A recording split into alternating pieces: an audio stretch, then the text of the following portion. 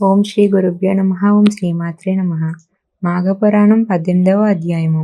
ఇంద్రుని శాప విముక్తి.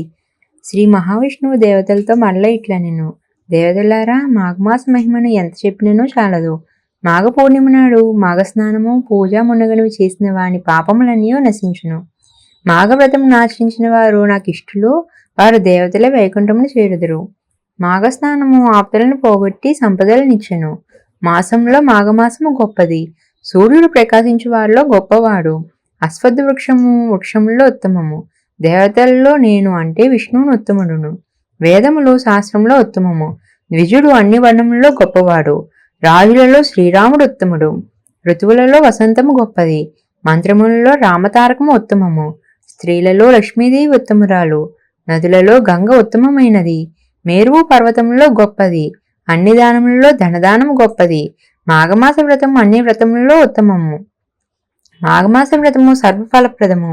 కృష్ణవేణి, గంగా, కావేరి ఇలా సర్వ నదులు ఎందును 10 సంవత్సరముల పాటు సూర్యోదయ సమయమున స్నానము చేసినచో వచ్చు పుణ్యము 3 దినములు అరుణోదయ సమయమును చేసిన మాఘస్నానం వలన వచ్చును. మాఘస్నానం చేసి పూజ మున్నగ వానితో వివిధ పుష్పములతో సాలగ్రామ రూపమునున్న నన్ను పూజించిన మోక్షము వచ్చును అని శ్రీమన్నారాయణుడు దేవతలకు మాఘవ్రత మహిమను వివరించును. దేవతలు విష్ణువాక్యమును శిరసావహించి ఇంద్రుని వెదుకుచు పద్మగిరి పర్వతమును చేరిరి. ఇంద్రుని వెదుకుచున్న వారికి చిన్న పాదములో పెద్ద శరీరం కల విచిత్రమైన తొండ ఒకటి కనిపించెను. ఆ తొండ వారిని చూచి భయంకరముగా ధ్వనిని చేసినది. దేవతలు ఆ తొండ యొక్క రాక్షస రూపమని వారు తలచిరి. వారు దానిని తీగలతో బంధించిరి. ఎంత ప్రయత్నించిననో ఆ తొండ కదలలేకపోయినది. మాఘమాస వ్రతము అమోఘమని శ్రీ మహావిష్ణువు చెప్పిన వాటి ఇట్టిదో చూడవచ్చునని తలచి మరునాడు మాఘ స్నానాధికమును చేసి ఆ తీర్థమును తొండపై పోసిరి. పవిత్రోదకము చే తడిసిన తొండ దివ్యాలంకరములు కల స్త్రీగా మారెను. దేవతలు ఆమెను చూసి ఆశ్చర్యపడిరి. నీవెవరివి అని అడిగిరి. ఆమెయు శాప విముక్తికి సంతసించుచు దేవతలకు నమస్కరించి ఇట్లా పలికెను. నేను సుశీలి అను పేరు కలదానను. కాశ్మీరమున నివసించు బ్రాహ్మణుని పుత్రికను. మా తండ్రి నాకు వివాహము చేసెను. నా దురదృష్టవశమున నా భర్త పెండ్లి జరిగిన 4వ నాడు మరణించెను. మా తల్లిదండ్రులు చాలా ఎక్కువగా దుఃఖించిరి. నా తండ్రి మనుష్య జన్మము కష్టప్రదము, స్త్రీగా పుట్టుట మరియు కష్టము, బాల్యముని వైదవ్యమునందుట మరింత కష్టము. ఇట్లు బాల్యమునే భర్తను పోగొట్టుకుని ఈమెను చూడజాలను. ఈమెను బంధువులకు అప్పగించి వనమునకు పోయి తపమాచరించడం మేలని తలచెను. పుత్రికనైన నన్ను బంధువుల వద్ద నుంచి నా తల్లిదండ్రులిద్దరినూ వనవాసమునకు పోయిరి. అచటనే మరణించిరి. నేనును బంధువుల వద్ద నుంటిని. వారి నిరాదరణ ఫలితముగా చూచేవారెవరూ లేకపోవచ్చి భిక్షాట నుంచే జీవించుచుంటిని. నిలుయున్న దానిని భుజించుచు భిక్షలో వచ్చిన మంచి ఆహారమును అమ్ముకొనుచు జీవించుచుంటిని. భక్తి వ్రతము మునగవాణిని ఎరుగను.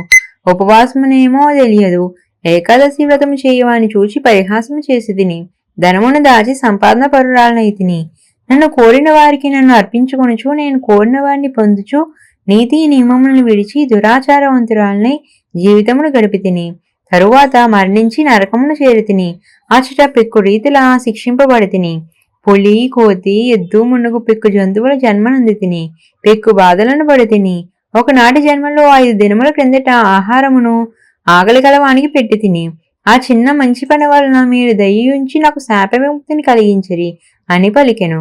మాఘమాస పవిత్ర నదీ జల స్పర్శచే ఆమె దేవతత్వమునంది దేవప్రియ అని పేరును పొందెను. దేవతల్లో ఒక ఆమెను వివాహమాడెను. మాఘమాస మహత్యమును దేవతలు గమనించి విస్మితులైరి. ఇంద్రుని వెతకసాగిరి. పద్మగిరి గుహలలో వికార రూపంతో తిరుగుచున్న ఇంద్రుని చూచి బాధపడిరి. ఇంద్రుని వారిని చూచి సిగ్గుపడెను. లోనికి పారిపోయెను. దేవతలను ఇంద్రుని చూచి వెంబడించి వానిని ఓరడించి ధైర్యం చెప్పిరి.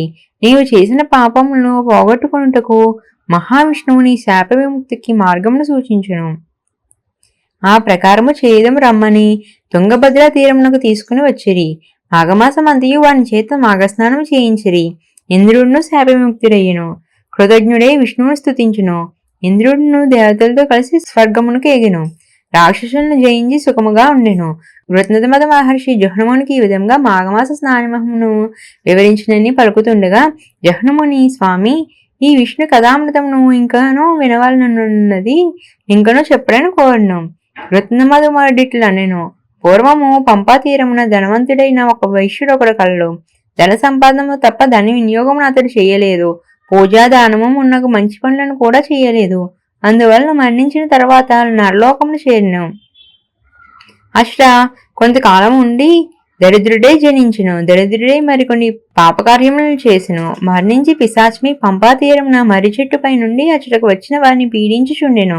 ఒకప్పుడు వశిష్ఠ మహర్షి ఆ ప్రాంతమునకు శిష్యులతో వచ్చి మర్రి చెట్టు సమీపమున నివసించుచు మాఘస్నానము పూజ మున్నగు చేయుచు శిష్యులకు మాఘమాస మహాత్యము వివరించుండెను.